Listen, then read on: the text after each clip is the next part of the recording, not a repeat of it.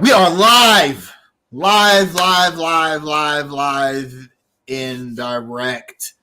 Some breaking news in the NFL.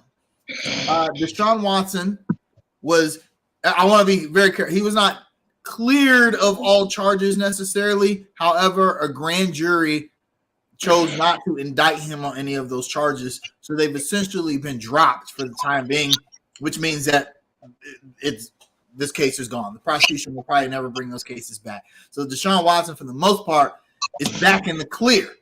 As a result, two teams have submitted trade offers to the Houston Texans for Deshaun Watson. One of them is the New Orleans Saints. The other one, the Carolina Panthers. The details of those trade offers have not been made public yet. And Deshaun Watson actually has a no-trade clause in his contract, and he has stated that he will want to meet with teams that have submitted trade offers, and he must approve the trade before. So essentially, he can go wherever he wants to go because of that no-trade clause. So it is said that he will meet with the New Orleans Saints and the Carolina Panthers sometime this week. Jamal, does this change the landscape of the Carolina Panthers' misaligned offseason so far? I think whatever happens, Kaza, no, it's not just going to change the landscape of the Carolina Panthers.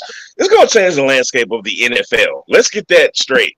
Do you know how many teams have been just kind of waiting to see what happens with Deshaun Watson before they even make a move? You know what I mean? One thing I do want to point out, I don't know if this is important to people or not, but just for informational purposes, he is still facing 22 civil lawsuits, and the NFL is still conducting their own investigation like we give a damn about NFL investigations at this point. But whatever. Just want to throw that out there for informational purposes. But back to your question, man. Hell yes, absolutely.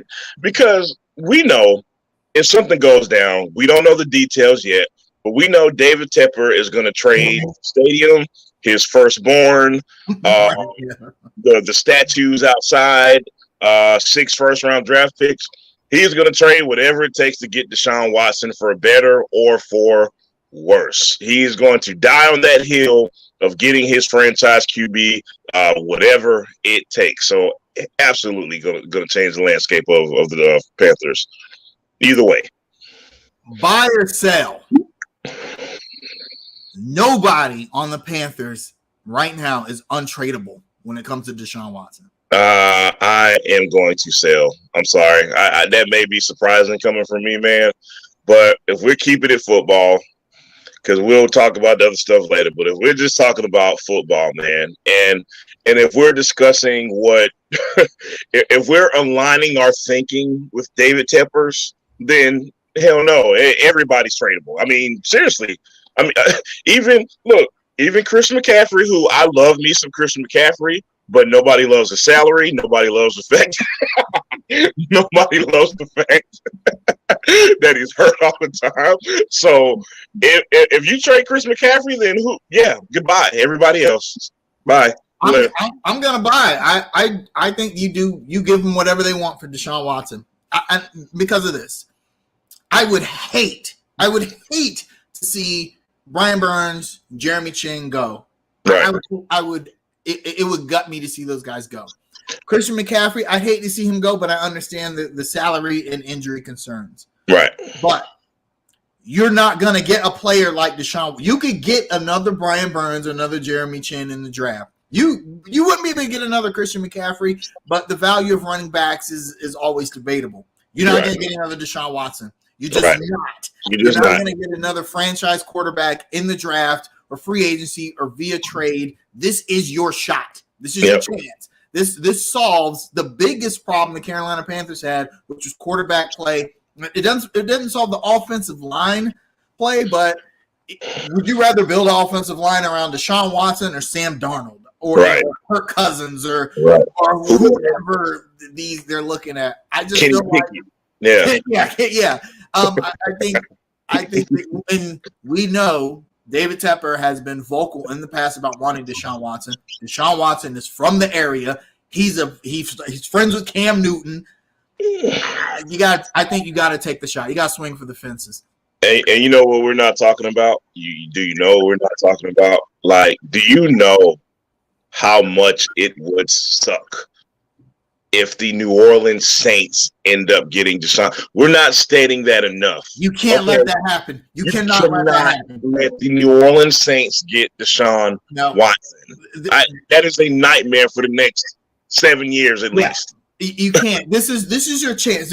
New Orleans has been so good, even the 3 years that the Panthers won the division in a row. New Orleans was still a good team. They were right there, and they've always been there because they had Drew Brees. They had competent quarterback play. Now they don't have that, and they're back into the middle of the pack. If they get Deshaun Watson, they're back to being the team in the NFC South, and you just cannot let that. Can I do that? Can I do that, man? We've been down in our own division for too long. Remember when the NFC South used to be pretty cyclical, like all the every year somebody new won it. Yeah, we can't let our cycle pass. You know what I mean? No, this is probably the prime opportunity to get back on top of the NFC South division with Tom Brady retirement, man. So that's just more reason to. As Anthony Padilla just said, sources are saying that the Bucs want to make a push, which makes sense since Tom Brady retired. I think, knowing the little bit that we know about Deshaun Watson, if he's given a choice, Carolina is going to be near the top of his list over New Orleans and Tampa, only because he has ties to the area. He played in South Carolina or Clemson in South Carolina. Like I said, he's friends with Cam Newton. He's spoken about the Carolina Panthers before. Right. And I just feel like also this cannot be discounted. Playing for an owner that has infinite money is a big consideration. David Tepper has made it clear. I don't care what it takes. Jerry Jones has this famous quote. There was no check too big that I wouldn't sign to win a Super Bowl. David Tepper feels that same way. And I think if I'm Deshaun Watson, I'm looking at that. Important to note, salary cap is going up next year for all NFL teams. So important to note that as well. Good question. Can they win the division without Watson if nobody else in the South gets him? That's a good question. Great question. I'm going to lean. Go ahead, Kaiser. I'm going to say yes, only because the defense, I think, can win them games. I think the defense is going to improve. I know the defense was a little bit of fool's gold last season with their number 2 ranking, but I think they're going to make some improvements defensively. And in a division that is now devoid of, Matt Ryan is now the best quarterback in the division. And Matt Ryan's he's had a great career, but he's nothing like he was even 2 or 3 years ago. And so I think the Panthers the division is going to be super, super tight if you don't have a premier quarterback in any of the teams. Right. And I think we're going to have the best defense in the division. So I'm going to lean towards no. However, if this were the scenario, they still have a shot because the division is wide open. But I lean towards no because they just didn't give me any proof that they could from last season. And hey, look, I'm going to say something. Sorry. Matt Rule is still the damn coach. So I'll give him the benefit of the doubt. He has to prove, since we're here, and since Matt Rule is still the coach, he has to prove to the fans, to David Tepper, to management, that he can take that next step and lead the Panthers to a division title. Until that happens, I just don't have faith. And this is without knowing what the roster is going to look like, what this situation is going to look like. So if I'm just looking at us on paper right now and judging from last season, I lean towards no. But that division is still going to be wide open. That's a good segue into the next question. Would Deshaun Watson really like playing under Matt Rule?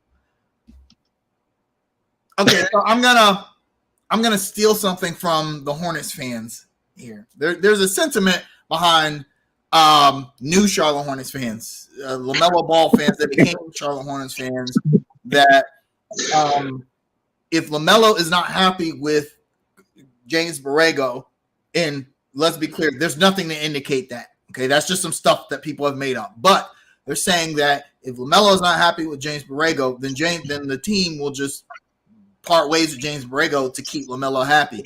And I believe. I don't believe that there's any like kind of beef between James Borrego and the players, but I do believe that if you've got an all-world talent, like a generational talent that you just cannot replace, and the coach is the issue, the coach is gone. You gotta get rid of the coach. So right. If the Panthers were to get Deshaun Watson and he's not meshing with Matt Rule, bye.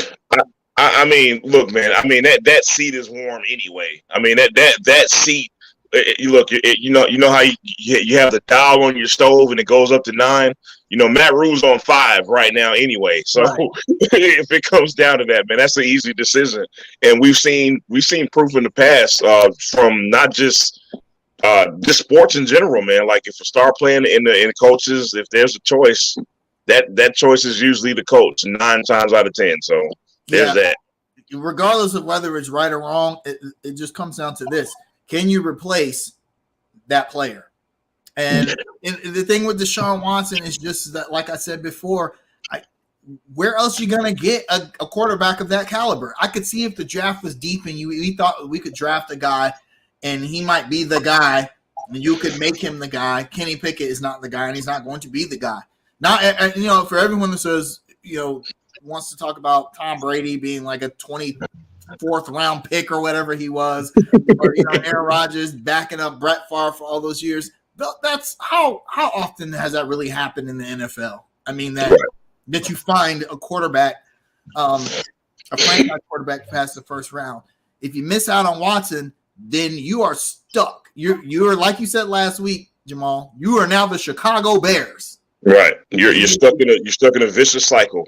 Yeah, you're just gonna have mediocre quarterbacks for a long, long, long time. And here's the problem. The defense is probably good enough to keep the Panthers from being in a draft position to where they can draft the next franchise quarterback. So they're going to end up like the Chicago Bears if they fail to get Deshaun Watson or anyone of his caliber. Yeah. Again, we don't know a lot about this trade, man, but the reportedly the asking price is 3 first-round picks and additional assets. Mr. Kaiser Fitterer, put on your GM hat. What do those additional assets look like to you? Boy. Anything? Yeah, there'll probably be some cash on top. Yeah.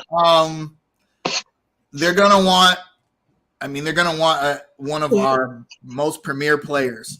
Right. First of all, make no mistake about it. McCaffrey, Burns, and Chen, maybe even Hassan Reddick, are going to be part of this. One or two of those guys are going to be part of it. I agree. So we got Panthers fans. We got to be ready to part with one of those guys. And 3 first-round picks. That's nothing. That's like candy. They'll give that to them. Other considerations probably be cash up on top. And like I said, that's the thing with David Tepper. David Tepper bleeds money. I mean, what could you – I don't see how New Orleans or Tampa makes a better offer than we do. I just don't. I agree. I agree. If let's say we don't get Watson and, the offer details come out and I see that we didn't offer like Burns or McCaffrey and that's why we missed out, then Scott Fitterer, you got to go, bro. Look, in the illustrious words of our former coach, that is a missed opportunity. To say the least. Yeah, don't like if the Saints get Deshaun Watson for like Jameis Winston, Alvin Kamara, and two first. No. Fitterer, you're also in the hot seat if that happens, dude. Exactly. Yeah. I mean, I'm going to parrot you, but. We have more. We obviously have the better assets than these other two teams, man. So Fitterer can't drop the ball on this, man. Can't do it. So Swagner makes up a good point. Let's talk about the elephant in the room without bogging down the conversation with legal talk. There are 22 civil suits still against him, and like you said at the beginning, Jamal, the NFL is still conducting their investigation.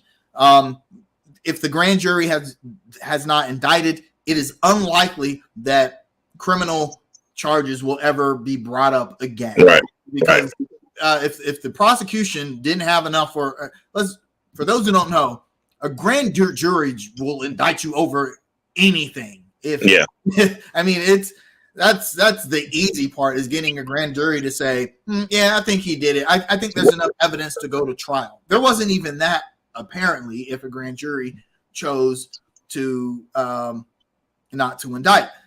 However, civil suits are a thing. And yeah, are we okay with him possibly being suspended by the NFL, which they've done before? Here's my thing. The Panthers have to make a risky move to be good. Yeah, right. You have to.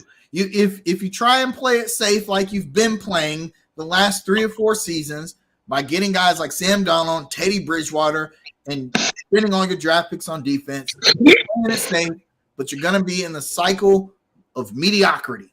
You just are. You're never going to be able to get a high draft pick, and you're always going to just miss out on the playoffs. You have to take a risk.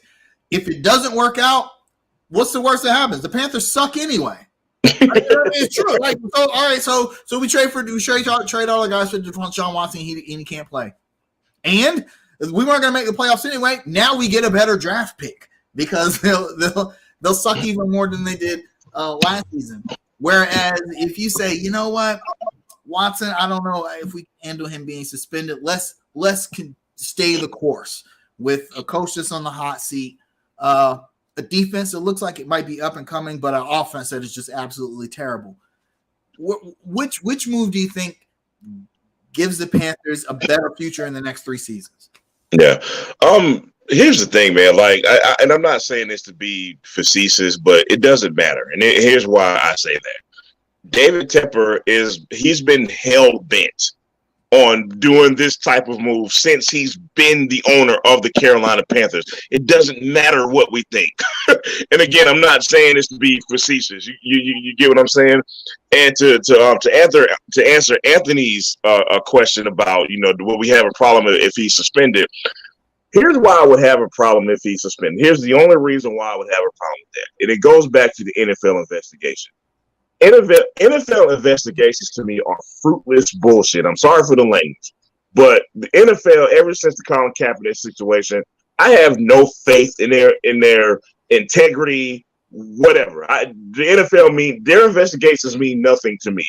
So to me, it'll be a kind of a joke if Deshaun Watson is suspended due to an NFL investigation. So in that aspect, yes, I would have a problem with that. Going back to the original question, man, and Kazi, you make a good point. At some point, you're either going to crap or get off the pot. And the Panthers have been on the pot for about 6 or 7 years now, man. At some point, you're going to have to make the jump.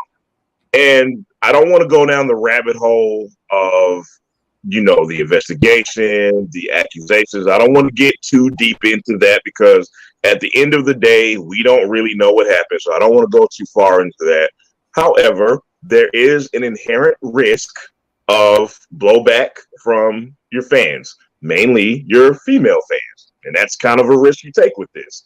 But the reality is, whether it's an unfortunate reality, whatever, the reality is when you start winning football games, nobody's going to care. And that may be unfortunate, but that's just what it is. Yeah, it is. Having said that, if the Panthers said, you know what, we're not, whatever they've already submitted the offer, so obviously they're all in. But let's say the terms that Houston wants is just too much, and based on the fact that he may be suspended or whatever, and they backed off the trade, I would not be mad at the Panthers for that. I would just be frustrated as a fan if I see Deshaun Watson go to the Saints for essentially nothing. And that's such a big part of this thing, man. Right. Like, I don't mean to cut you off, but if this was like a team that was out of our division, you know what I mean? Like, it would hurt a lot less. But the fact that it's the Saints, one of the teams we hate the most in our division, this is just what makes it suck even more. Yeah, it's going to be, I mean, I understand the.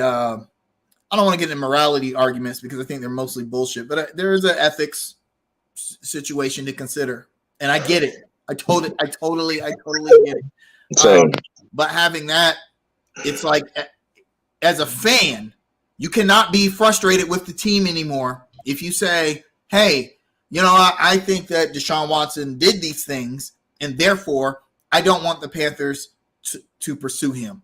Then essentially you're saying, hey, I totally get the argument, but you're saying, I don't want to hear 3 seasons from now, man, the Panthers suck. They got to do something. Why? Right. They had a chance to do something.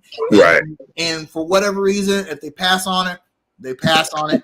And then we just got to deal with being the Chicago Bears of the NFC South. Right. Let's see who else has a question here. I think we got all of the questions in the chat. Ultimately, what are you hoping happens?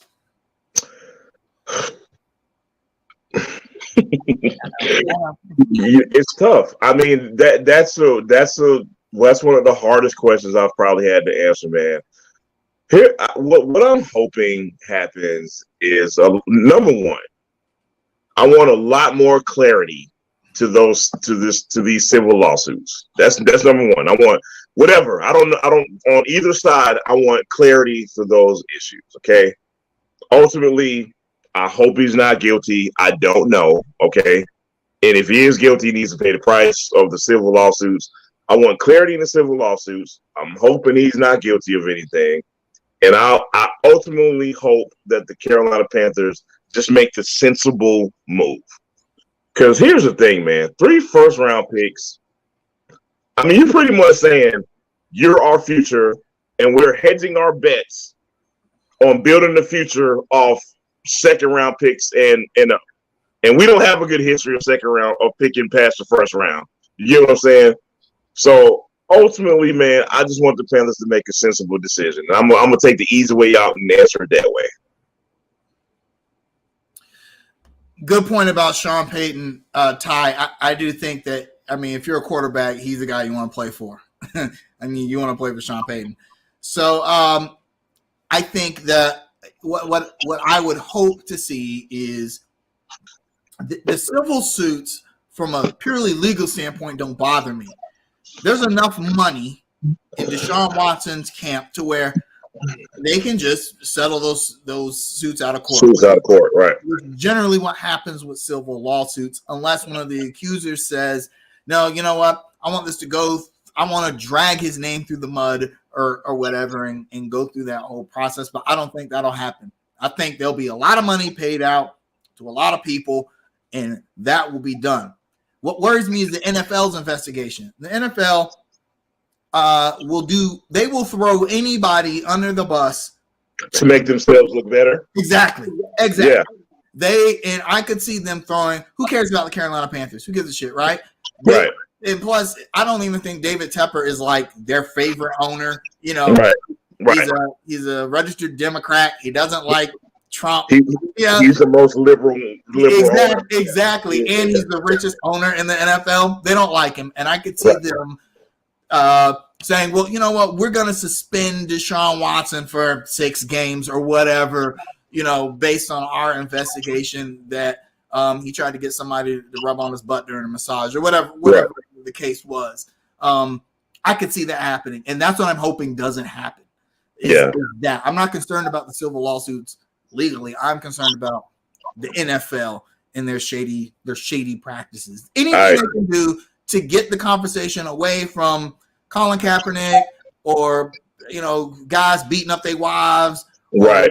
These other things, whatever they can. This is an opportunity to. Or the Brian Flores, which thing that seems to not be mentioned lately. Yeah, no, of course not. They're so happy this Deshaun Watson thing is happening because now we don't have to talk about Brian Flores anymore. Right. We don't have to discuss owners paying coaches to lose games. or you know, you got players betting on games. Yeah, we don't have to talk about that anymore. Yeah, that's off table. It's all about Deshaun Watson now. So perfect timing. Yeah, exactly. Last comment. Badillo says he'll feel hurt about the trade if we give up Burns and J.C. Horn. That I agree with. I know. Hey, we can't give him J.C. Horn. I'm Yeah, sorry. I agree. Sorry. And I don't think he'll be on the table because he's still rehabbing from his injury. And you trade for him, there's the possibility that he just may not play next season. I don't think Houston takes that chance. So I think J.C. Horn is as good as advertised. When he is fully rehabbed, he's gonna be the guy in our defense. So I agree. Totally agree. All right, Clippers, do what you got to do, bro. I mean, I'll support the team either way. I have a kind of a bold prediction, man. I think something goes down by tomorrow afternoon. Definitely. I really do. Yeah. Definitely. Deshaun Watson's on a plane probably as we speak. He was going to hit New Orleans first. Yeah. That's closest to where he is. He's probably just going to skip right on over to Charlotte, right on over to Tampa, get his 3 interviews, and then we'll see. We'll see. We'll see, man. All right, keep pounding. All right, on to less salacious news. Right. The Charlotte Hornets, although they be doing some salacious stuff. I haven't heard anything about sex parties in a while. I think the other night, though, Miles Bridges might have gone to one because he looked pretty pitiful. Looked pretty lethargic there. It didn't have a lot of against last week we played the Brooklyn Nets in a loss 132 to 121. The score was not that as close as it would seem to be. Trust me. And then we get destroyed by the Boston Celtics. And Bridges was actually the highest scorer for that game for the Hornets with only 17 points. And then, for some reason, they were like, "Oh, the Pelicans suck. Let's destroy them." They just destroyed all their hopes and dreams. I think they were just like Devontae Graham was just too friendly. Right. Win that game, 142 to 120. So they go 1-2 for the week. Jamal, your thoughts on the week, and let's start with the Brooklyn game. The week went as expected. It went exactly how you would expect the Charlotte Hornets to perform, going against two contenders and one team that's kind of what we are. The Brooklyn Nets game, man. Here's what I don't like about the Brooklyn Nets game. Other than Kyrie Irving looking like Imhotep and him not missing, him damn near not missing the shot. Other than that, other than obvious, okay, I just don't. It's broken record time here under construction. How many damn times do we have to hear the players themselves say, "You know what? We should have came out and started a lot faster. We need to come out and play with more intensity to start with. The first quarter is always a big issue." I am sick and tired of hearing that from players, and then they don't do it then we don't see it in the first quarter or the first half. The Hornets were outscored by 14 in the first quarter. Then they were outscored by 12 in the second quarter.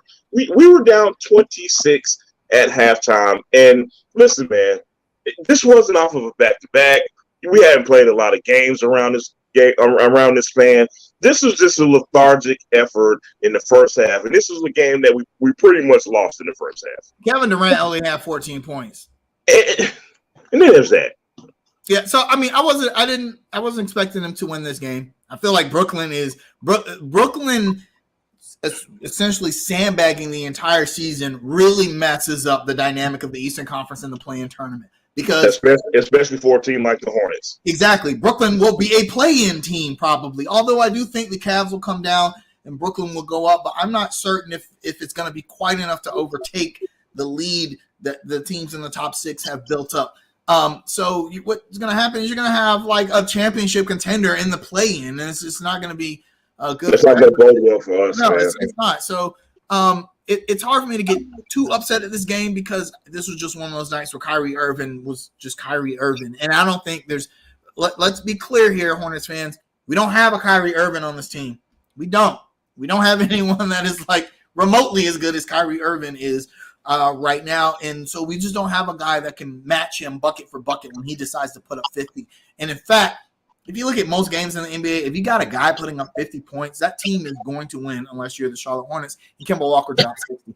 Jimmy Butler hit the last second fluke 3 to win the game. But anyway, I digress. But I'm not going to be too harsh on the Hornets for that particular game. But like you said, they did come out shell-shocked. I mean, and Miles Bridges actually played. He didn't go to the sex party that game. He played well that game. In fact, a lot of the Hornets players played well that game. Listen, I'm going to tell you what's weird, dude. You got 2 Hornets players scoring 30 points, and you lose the game. Yeah, Ball went 24 5, Bridges 30 points, Terry Rozier 30 points, Oubre 15 off the bench. You look at those numbers, they put up 121 points. You feel like that should be a win. But at the same time, Kyrie Irving shot 11 for 13 for 3. What? Here's another weird stat about this game. The Hornets actually outscored the Nets by 15 in the second half. They outscored the Nets by 15 in the second half. You get 30-point game from both your players. LaMelo Ball scores 24 points. You hold Kevin Durant to 14 points. And now, if I were to tell you that all that would have happened and we still lose the game, would you have believed me beforehand? No, not at all. Although Andre Drummond did go pretty dominant. 20 for 14 and 24. Yeah. That's kind of that might be the real story of the game. Actually, is that line right there. I'm gonna tell you another story of the game, and this is the second straight week I gotta give somebody smoke. Here's a player that's gonna get my smoke this week. P.J. Washington. 37 minutes, 1 for 7, 0 for 5 from 3, 4 points, 8 rebounds. You got to do better, homeboy. Got to. But some games PJ is great. It just is. And then he has games like this. I'm not going to be too hard on him for a game like this because when a player has a bad game, sometimes you have to depend on your teammates to kind of pick up your slack. And I think other players did that, but our front court really didn't. Plumlee had a terrible game. Montrezl Harrell had a terrible game. PJ Washington had a terrible game. I think the 3 of those guys combined is really the story of the game. Yeah, I agree. Our front court, besides Miles Bridges, just played terribly against Andre Drummond for some reason. But I didn't really read too much into that game because the Nets are going to be probably back in the Eastern Conference Finals, or they're going to be right there in the thick of it, and the Hornets are not. It's just. And look, I say this all the time, man. Sometimes it's okay to give the other team credit. They're a better team. I mean, that's just is what it is. Kevin Durant, Kyrie Irving, and Ben Simmons, who I'm not high on Ben Simmons, but he's a great fit for that team. I agree. He don't have to do anything but pass the ball, rebound, and be Ben Simmons. Yeah, no. So I mean, again, man, I'm actually going to say that was kind of other than the first half. You take the first half away. In the second half, it was a pretty valiant effort, man. I'll give us props for playing like a professional team in the second half, but like a broken record over and over again, man, you can't get off to these slow starts against anybody, not just especially the Nets. You can't get off to these slow starts and expect to win. That's the bottom line, man. So then after that, we go and take on the Boston Celtics, who they've been our nemesis kind of like all season. And what's me about these games is like the atmosphere in those games is absolutely insane. It feels like a playoff game for some reason, but this was not. We didn't show up for this game. We lost 115 to 101. We gave up a 35-point quarter to Boston in the third quarter. The Hornets scored 30 themselves, but I mean, that's the story of the game. You got to stop those guys from scoring. And I guess Jason Tatum saw what Kyrie Irving did the night before and said, you know what? Let me get some of that. Yeah. That's how easy it is against the Hornets. He goes off for 44 points, 6 for 9 for 3, 16 for 24 from the field. To be fair, Jason Tatum has been doing that to everybody the last 5 or 6 games. The Celtics they're looking like how you would imagine the Celtics should look with. Right. 2 all-stars and a solid team and a good coach. So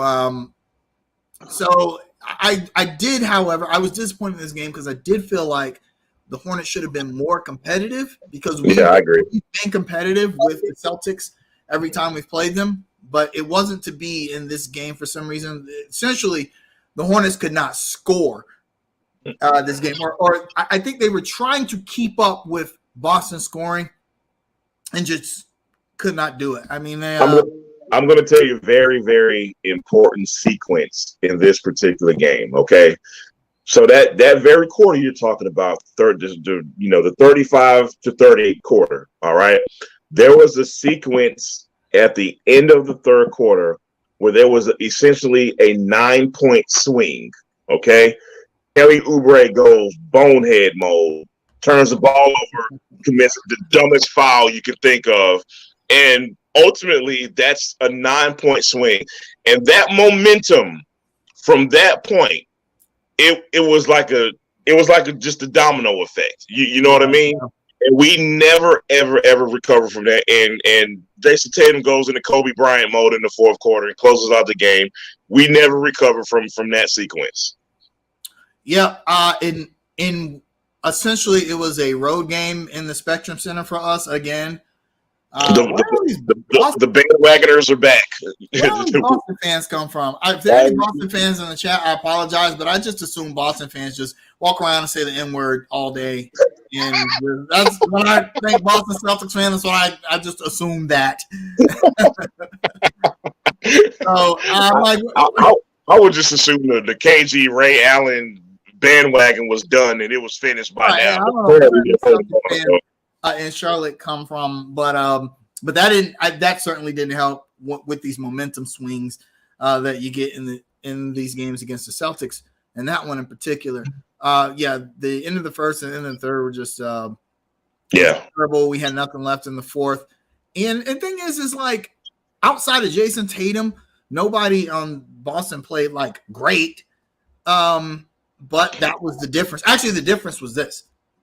Hornets shot 8 for 33 from 3-point territory compared to 12 for 37 for Boston. I mean, that right there is the difference of 12 points.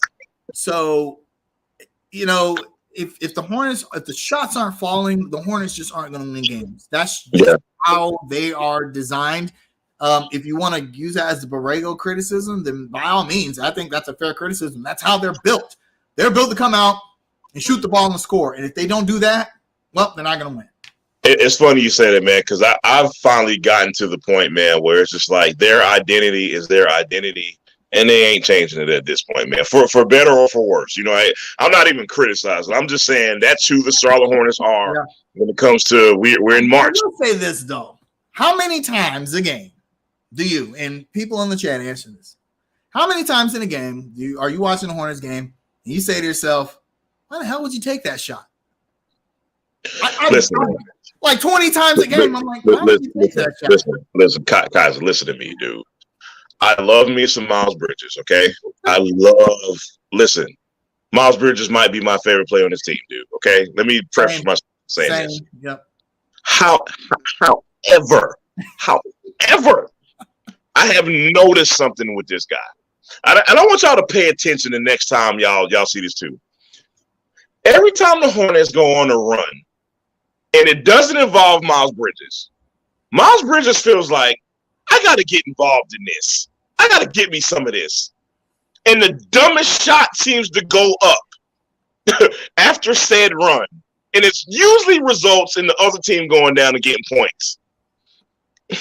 I love me some Miles Bridges, man, but he drives me crazy with his shot selection sometimes, man. I think Miles Bridges is the most competitive person on this team. I really think he is. We saw flashes of that in the Rising Stars game last year at All-Star break. Right. And I think when the game starts getting really competitive, he does feel like he's got to get his. He got to get his. Miles Bridges still has one of the biggest things that he improved on was a lot of people said that he could not create his own shot. And I think he worked on that in the offseason, and he's been able to do it. His ball handling is like – and props to him because he's improved in that area. Yeah, his ball handling skills. He makes some incredible shots around the basket. sometimes, but I still think that sometimes he forces the issue when his shot is not there. If the defender has got to the spot first and then made it so where Bridges cannot create his own shot, then he takes a poor shot. He thinks he's Kimber with the step back. Don't do that. Pass the ball, guys. Pass the ball. I will say this, and this is something the Hornets do, and I hope that JB is yelling at them about this, but maybe he's not. The Hornets stand around a lot when someone is ISO. Yeah. Don't do that. Help your guys out. If you see that Miles Bridges is in a position where he's got to take a bad shot, Montrezl, get your butt under the basket. Plumlee, get under the basket. Wings, get out to the line. Or set a screen. Or set a screen for your teammate. That works too. Do something. Instead, everyone's looking to see, okay, what's he gonna do? And it ends up a bad shot.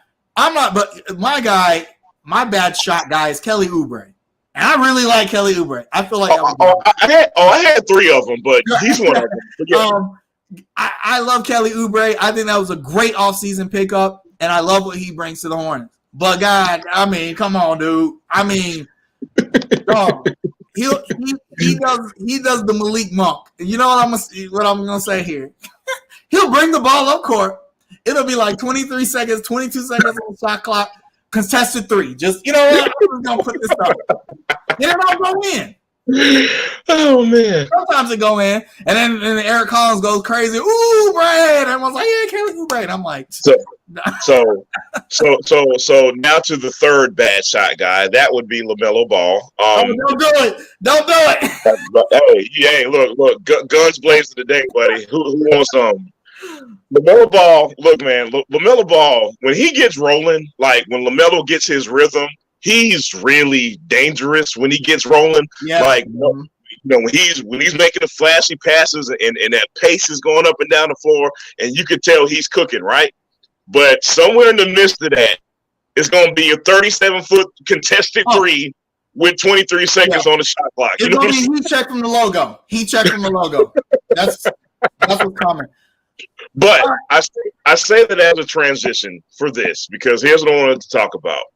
LaMelo Nation lost their damn minds once again because their boy had 6 turnovers in the first quarter, and they just could not believe that James Borrego, oh my God, how could you sit LaMelo Ball for having 6 turnovers in the first quarter? I wanted to get your thoughts on that before I go on my spiel, man.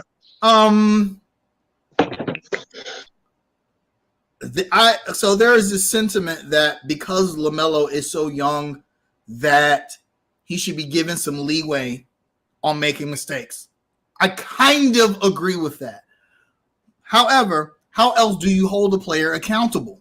You have to hold him accountable for his mistakes. Just because he's young and he makes mistakes and other players his age make mistakes, particularly turnovers. If you look at the top, all the top, the people that lead the league in turnovers, they're all like star names. Westbrook, right. Luka Doncic, those guys. I don't buy that excuse. Mainly, look at a guy like Colin Sexton, who would have been an all-star this season if he hadn't got injured. You know how many turnovers a game he averages? 2. You know how many assists a game he was averaging before he got injured? 8. He averages more assists than LaMelo Ball, but less turnovers. So, to me, if Colin Sexton can do it, surely LaMelo Ball can do it. I get it. LaMelo Ball sometimes makes the risky play, and it doesn't work out. And, you know, for every risky play, there's 2 or 3, oh, my God, did you see that pass kind of play. So I get it. Yeah. But LaMelo, he'll learn. But at the same time, if let's say you're, any other player on the bench, you're James Bouknight, and you watching LaMelo out there turn the ball over and throw out to the stand and all kinds of shit, and Borrego doesn't sit him. What are you thinking? For all the people that think that Borrego has lost the locker room, what would that say if you allow a player, your star player, to just go out there and turn the ball over and essentially lose you the game? Because you make excellent points, man. And here's I just want to add kind of context to this. Okay. So maybe you're of the opinion, and maybe you're on the side of, well, you know, you got to let him grow through it and blah, blah, blah, blah, blah, blah. there are levels to turnovers. There's levels to this. There are turnovers that are live ball turnovers, and there are dead ball turnovers. The dead ball turnovers don't hurt as much because you don't have a team breaking in transition, getting points off of dead ball turnovers. LaMelo Ball was committing dangerous, flagrant live ball turnovers that were resulting in points for the Celtics. If you're a coach trying to win a basketball game, and the worst way that you can give other team points is by live ball turnovers, you're going to sit whoever is struggling in that area. I don't give a damn who it is. LaMelo Ball, Russell Westbrook, Kyle, whoever. The type of turnovers he was committing, you cannot allow. I don't care who you are. And to me, LaMelo Nation always makes everything a big deal. But to me, this wasn't even a big deal on the account of Borrego went right back to him in the fourth quarter. So that lets us know he still trusts LaMelo. He's trusting LaMelo Ball even more now, okay? Despite 6 turnovers. I'm actually, I know you're not a big hockey fan. I know there are some hockey fans in the chat. Your goalie gives up 4 goals. What happens? He's yanked. They yank him. He's team, yanked. I don't care who it is. You can look at it. You can look at the best goalies of all time: Dominic Hasek, Martin Raw, anybody. Goals, you gone, bro. You out. You out the game. Rest up. It just wasn't your day. Hell, look at the NFL. How many quarterbacks get to throw more than 3 interceptions a game? Maybe 2 or 3. You might maybe Aaron Rodgers or Tom Brady, and they don't. And very rarely are they going to throw that many picks in a game. But Sam Darnold throw 4 picks in a game. What's going to happen? He's out. He's gone. And I get it. Those guys they don't have the potential, the relative potential that LaMelo Ball does. But to me, those are teaching moments, and that's what's going to make LaMelo better. Hey, bro, don't turn the ball over 6 times because now and the conversation can end right there. It's a teaching moment for a young player. That is it. Actually, I'll say this. LaMelo Ball's turnovers, I don't think it's even a turnover problem. I don't think he has a turnover problem. I agree. Fouling is a problem for LaMelo Ball. That's a whole nother topic of discussion that we'll get into some other day. But I agree.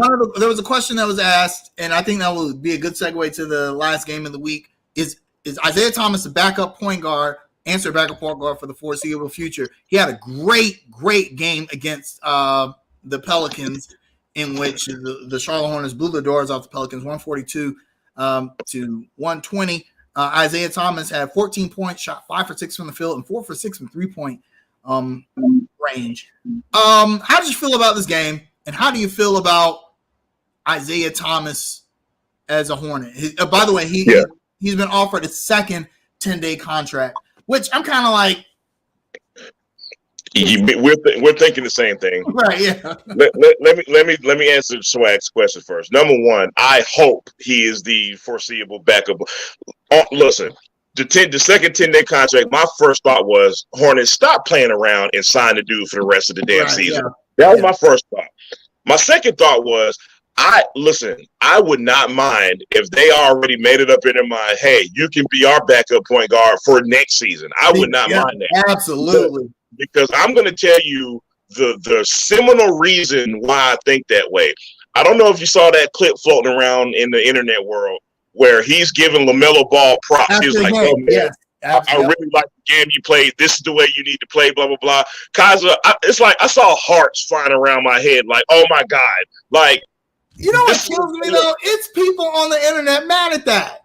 Man, LaMelo, he ain't listening to IT. Yes, I've seen. Come on, man. You're trying to tell me he's not listening to a perennial all-star MVP candidate. Let's not forget, Isaiah Thomas at one time was like getting. No, listen. Isaiah Thomas is a 5'10", 5'8" dude who was putting up 30 a game in his sleep at one point. Yeah, I don't want to hear it, dude. Before the hip injury, he was. Yeah. Anyway, back to Isaiah Thomas, man, in this game in particular. This may be wishful thinking on my part, but this may also be a little bit of reality too. I'm not really sure yet. I think what may be happening and what I hope is happening going forward. I think Isaiah Thomas is at point. That's hilarious. but at some point, I think Isaiah Thomas is going to force James Borrego's hand. What do I mean by that? Me and Kyle talk about how JB and a lot of other teams around the league, they're usually 8 to 9 men deep as far as their rotations go. If you notice in this Pelican game, it was a 10-man rotation, and that had a lot to do with Isaiah Thomas. Specifically, I don't know if anybody noticed this or not, Isaiah Thomas got the majority of the fourth quarter minutes at point guard. Mm-hmm. And his difference was, I mean, it was clear as day. You know what I mean? His impact on the game was clear as day. 14 points in 16 minutes. Come on, man. And, you know, again, maybe wishful thinking, but I just don't see the problem with the 10-man rotation if you're including Isaiah Thomas in this mix. To me, I don't see much downside to that, dude. I think Isaiah Thomas has gone through, when you go through the stuff in his career that he's been through, you know, injury, essentially the Celtics, I think they did him terrible, and I think the Lakers did too. And he talked about it too, man. Yeah. And then having to go through the G League, Isaiah Thomas is not. She shouldn't be. He's in the G League, putting up like 40. He averaged 43 points a game in the G League. No, right. He doesn't need to be in the G League.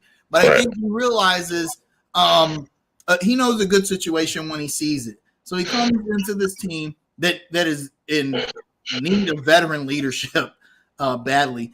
And from game one, he's giving it to him, you know. And I think he's accepted. Hey, this might be my role. I don't think he's not going to come to the Hornets and want to be the starting point guard. Right. It reminds me of the Tony Parker situation. I know the Hornets didn't make the playoffs that season, but there was such a big difference in the team and Kemba Walker when you had Tony Parker coming off the bench, making these clutch baskets, taking some of the burden off of Kemba Walker. I think Isaiah Thomas can do that. And you're right. It's going to force Borrego's hand, mainly because at some point they're going to have to figure out what to do with James Bouknight. JT Thor is playing well, but Jalen McDaniels and Cody Martin is back. Cody Martin has played well since. Cody Martin played very well this game. Yeah. So it is going to have to force James Borrego's hand, and I think that might be why they only give him another 10-day contract. Yeah, because they're like, hey, we can't go 11 deep. You know what do we? Look, they can't go 11 deep, but they can damn sure go 10 deep. I'm sorry. I think 10 deep's viable, especially for such a young team. Yeah. I think the situation will clear up some next season because I don't expect Plumlee and Harrell to both be here next season. Right. I agree. That'll open things up for Kai Jones and JT Thor, and but for the rest of this season, just sign Isaiah Thomas. So one thing I want to talk about with this game, man, and the first thing people are going to say was, "Oh man, it was this." Shut up, Rodney. Thanks for joining us, sir. The first thing people are going to say, "Oh man, it was the Pelicans. They didn't have Brandon Ingram, and they didn't have such and such, and whatever." But I'm going to tell you why I was thoroughly impressed with this win. And here's the main reason, dude. 41 assists. When that ball is moving with the Hornets, when they set the pace and when they share the ball the way that they do, they can beat anybody. I don't care who they play. They can beat anybody when they dedicate themselves to sharing the ball the way they did, and they're that efficient on offense. This was the Hornets' identity at its best. This is the Hornets playing at their best. I don't care who the competition was. That doesn't matter to me. As far as what they were doing on the floor, thoroughly impressed with that, man. 41 assists. That's the record for this season. That's the most assists in a game by a team this season. Yeah, I mean, okay, so New Orleans didn't have their best players, but to me that kind of speaks to why this was a good win. You have to beat the teams you're supposed to beat, right? Yeah, absolutely. I mean, we can't get on them for losing to Houston and Detroit, and then when they beat New Orleans, like, well, they were supposed to win. Right. Yeah, right. They were supposed to win. This is what they're supposed to do. And not only that, man. I mean, it's crunch time. A win is a win. I don't give a damn who we play. We need all the wins we can muster from here to the end of April. So it doesn't matter. Yes, we are having weather poverty here. Yes, we are having weather poverty. It's so cold, I'm angry. But yeah, I don't at this point in the season, I don't care if you have injuries on your team. I don't. I like how Roddy drops in for the humble brag. Like, hey, I'm in for your weather and says I'm out. Man, I hope you face a thunderstorm. I hate you, Roddy. But yeah, I don't want to hear injury, especially when it comes to injuries. I mean, come on, we're the Charlotte Hornets. Come on. Yeah, come on. Right. You think right, we're going to hear that? Zion. Don't care. Right. I'm not concerned. It was good to see the guys and Devontae Graham yucking it up after the game. But I have a question though. Let's say you're a Pelicans fan. If you see why would anybody be a Pelicans? I'm sorry. Yeah. Let's say all three Pelicans. We're one of the three Pelicans fans on the earth. By the way, our fans, shout out to Hornets fans, for going to New Orleans. That was beautiful. And taking over. I don't think that's ever happened in the 30 plus years. I think I may plan a trip next year. That was beautiful to watch, man. But let's say you're a Pelicans fan and you see Devontae Graham getting interviewed by Ashley Shamady. Right. And seeing like Willie Hernan Gomez hugging up on Cass and Miles Bridges, dapping up Devontae Graham during the interview, and Devontae Graham just looks so happy that y'all just got blown out by 22 points by his former teammate. It's like, I get it, because, I mean, for one, I don't think Devontae Graham really wanted to leave Charlotte, but I think that the Hornets felt like, we don't really want to pay you $10 million, $12 million a year. You're going to get that elsewhere, and they let him go. There's a camaraderie with those guys, and they all like each other. I totally get that, because there's a brotherhood in sports. But at the same time, man, it's like, damn, y'all just got destroyed. Y'all choosing it up, taking pictures. Listen, we got beat by 22. Right, yeah. Like if Kemba Walker came back and the Knicks beat us by like 40 points and Kemba dropped 50. I want to see that. I don't want to see him being interviewed by Dale. And I love Kemba Walker. Yeah. I love him more than any player ever. I don't want to see that.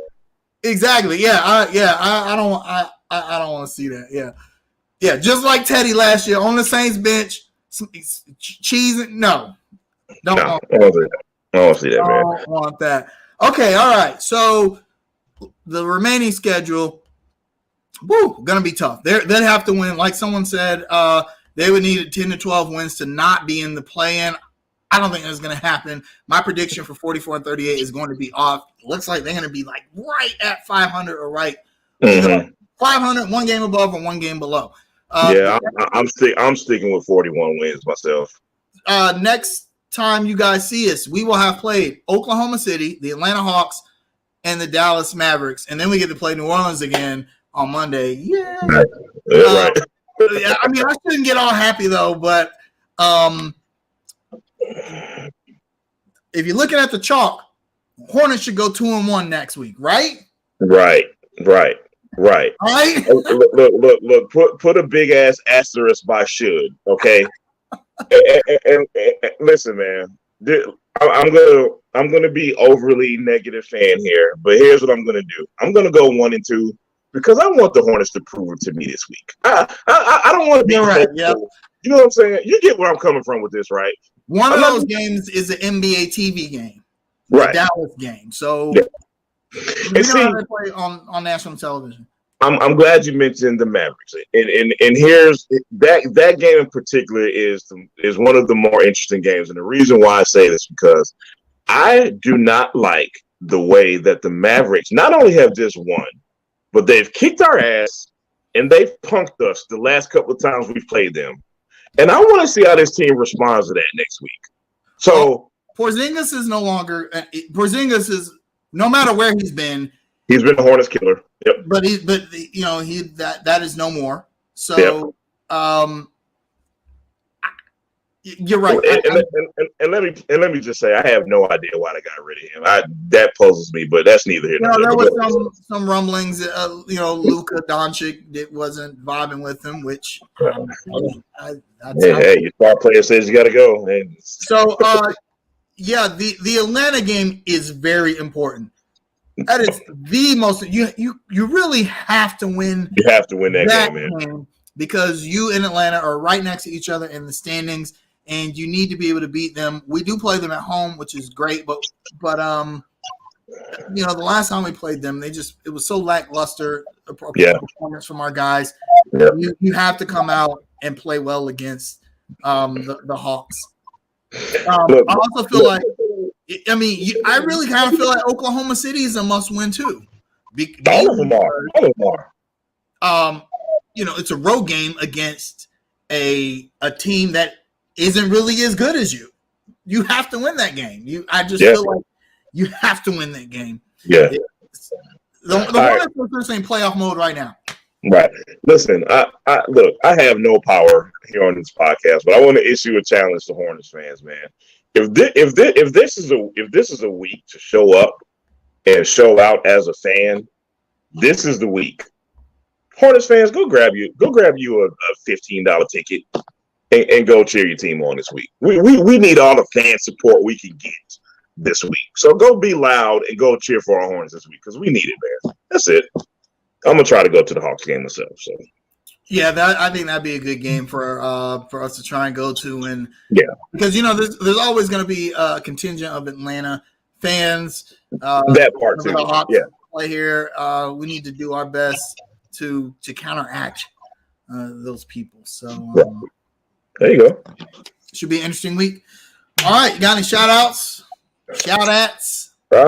Shout out to Hornets fans. I'm just gonna repeat what I just said, man. Hey, show up and show out for your team this week, man. We need it. Don't have any shout-outs or other shout-outs or shout-outs, man. Okay, I have a closing remark and I have a shout-out. I want to shout at the disgusting human beings who are making light and who are picking fun of Naomi Osaka, who was literally crying tears today, either today or yesterday. I forget which one it was. There was a heckler in the crowd, heckling her, and they actually reduced her to tears after the game. There are people who are going to argue, hey, you're an athlete, you got to be tough, blah, blah, blah, blah, blah, blah. However, that doesn't give anybody an excuse to be a shitty human being and pile on somebody's mental health struggles or whatever you want to frame that as. So shout out to these miserable human beings, man, kind of making life tough for Naomi Osaka, man. That's the internet for you. It's just this is a constant pile on. Right. I don't think I don't really have any negative shout outs.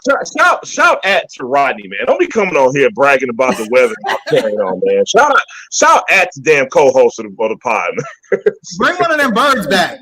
Yeah, no doubt. Yeah, Rodney and his wife had some giant birds on their shoulders. I don't know what that was all about. I don't like birds. They look dope though. They look crazy. No shout outs or this week. Shout out, Hornets fans in New Orleans. Stay the course. Stay the course. That's the new hashtag. Stay the course. Yeah. Hashtag stay the course. So we'll see what happens. Also, stop showing me G League highlights. That's it.